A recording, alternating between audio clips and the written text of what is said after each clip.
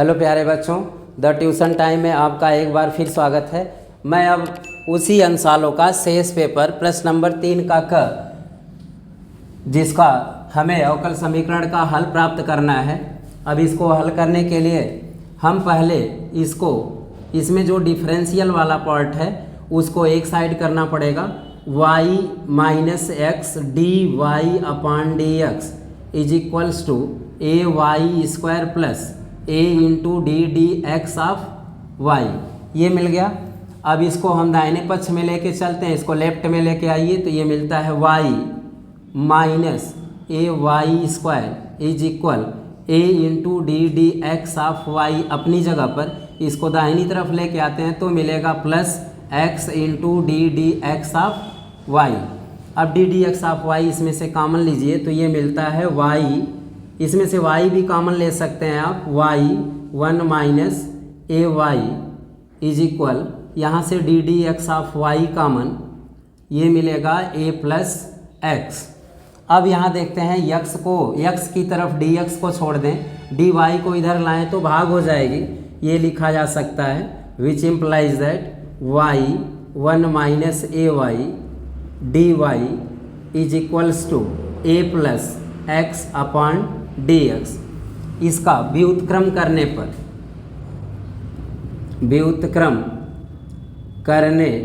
पर अब इसको व्युत्क्रम करने पर क्या मिलेगा, दोनों टर्म्स इसके पलट जाएंगे तो ये मिल जाएगा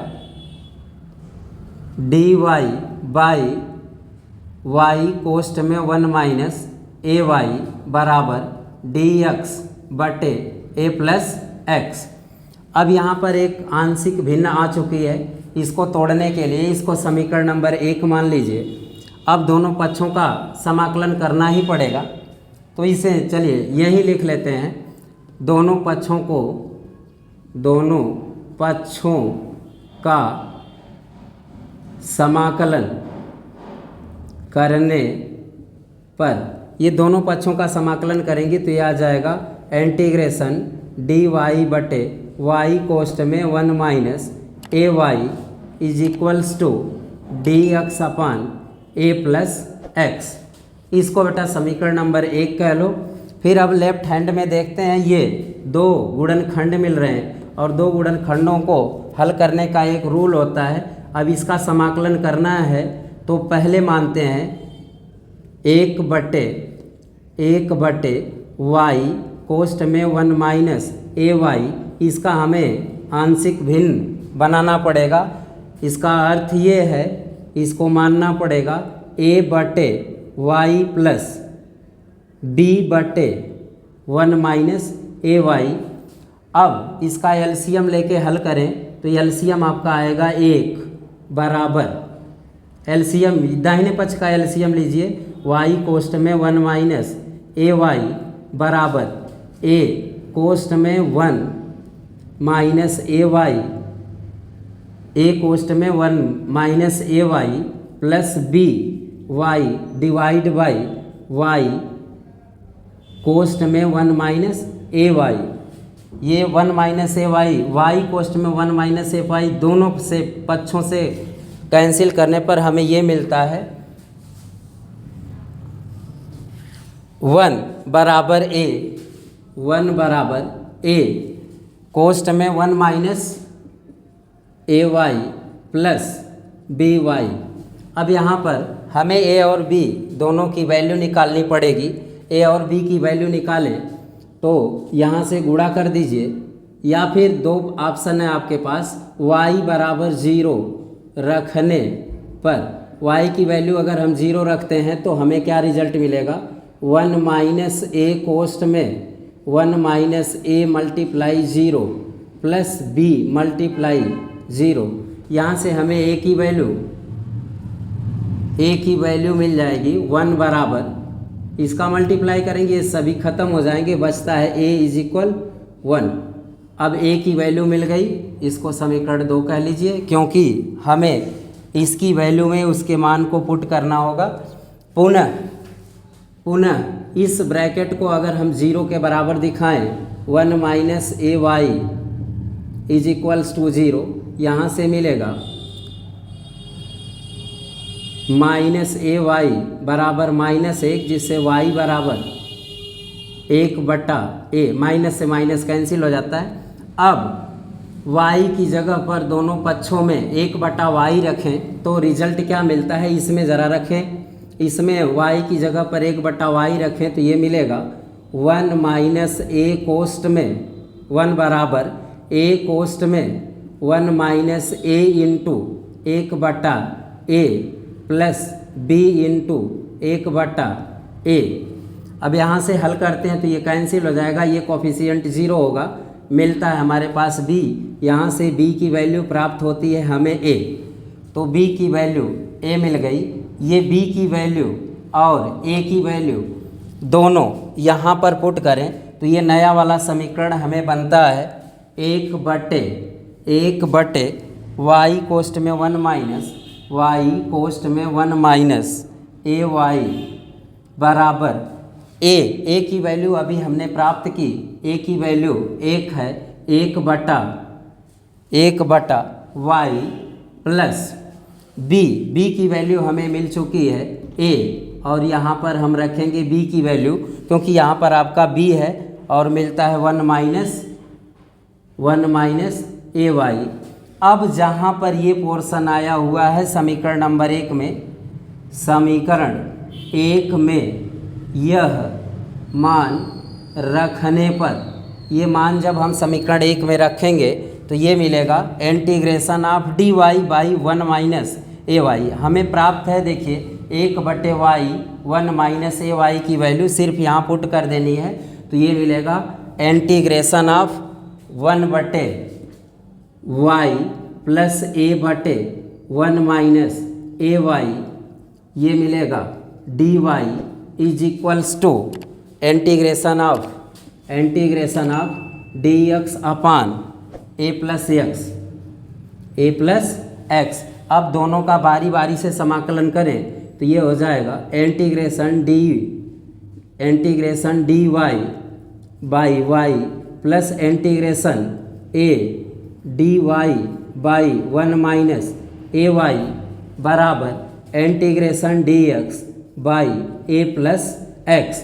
अब देखिएगा ये जो कोफिशिएंट आ रहा है इसको पूरा हर को अगर हम t माना 1 माइनस ए वाई बराबर t, डिफ्रेंशिएट करते हैं तो ये मिलेगा 0 माइनस a dy बराबर dt, या dy is equal dt upon minus a।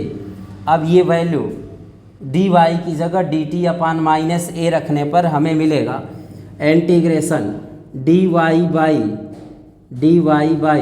y plus integration a, अपनी जगह पर dy की वैल्यू अभी हमने निकाली dt by minus a whole divide by 1 minus A Y को मैंने t मान लिया है तो यहाँ पर t वैल्यू पुट कर देते हैं तो ये हो जाएगा t बराबर में आपका आएगा इंटीग्रेशन dx/a प्लस x। अब आइए यहाँ देखते हैं, सीधा सीधा फार्मूला है, चूँकि आपको पता है integration dx upon x is equal कितना, log x बेस e। इसी फार्मूले को यूज करते हुए हम इसको आगे बढ़ाते हैं इंटीग्रेशन dy बाई y, तो ये मिलेगा आपका log y प्लस दूसरा वाला a से a कैंसिल होगा, ये माइनस बाहर हो जाएगा तो यहाँ पर माइनस लिख सकते हैं। अब माइनस का बाहर गुणा रहा क्योंकि ये माइनस इस प्लस में गुणा होके माइनस बनाएगा इंटीग्रेशन dt बाई t, यानी ये बनेगा log t minus log t बराबर, ये भी उसी रूप का है, इसी फॉर्म का है, इंटीग्रेशन dx बाई x बराबर log x। ये फार्मूला यहाँ पर अप्लाई होता है तो ये मिलेगा log a प्लस x। अब थोड़ा ध्यान देते हैं, t की वैल्यू एट लास्ट पुट कर दें, t की वैल्यू जो निकाले थे 1 माइनस ए वाई यहाँ पर रखें तो ये मिलेगा log y minus log t की वैल्यू यहाँ से t 1 माइनस ए वाई 1 माइनस ए वाई बराबर log a plus x।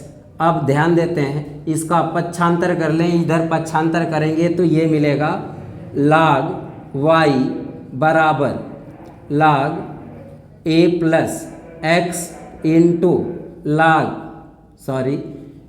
a plus X, इधर जाएगा तो प्लस में आएगा log a minus 1 minus A Y.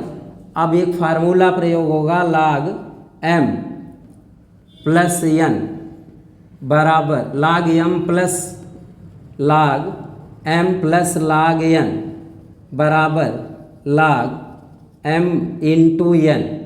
इस फार्मूले को ध्यान में रखते हुए log m plus log n की वैल्यू हमें मिलती है log y बराबर log a plus x into 1 minus A Y.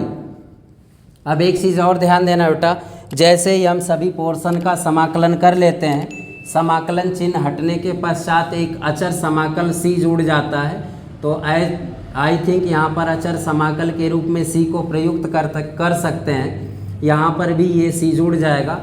अब c को हम दाहिनी तरफ ले सकते हैं, c को दाहिनी तरफ या c को log में भी प्रयुक्त कर सकते हैं, तो ये मिल जाएगा log y minus c is equal log a plus x into 1 minus A Y. अब यहाँ पर log c को एक कांस्टेंट log के ही रूप में लिखें तो ये मिलेगा log y minus log c बराबर log a plus x into 1 minus A Y.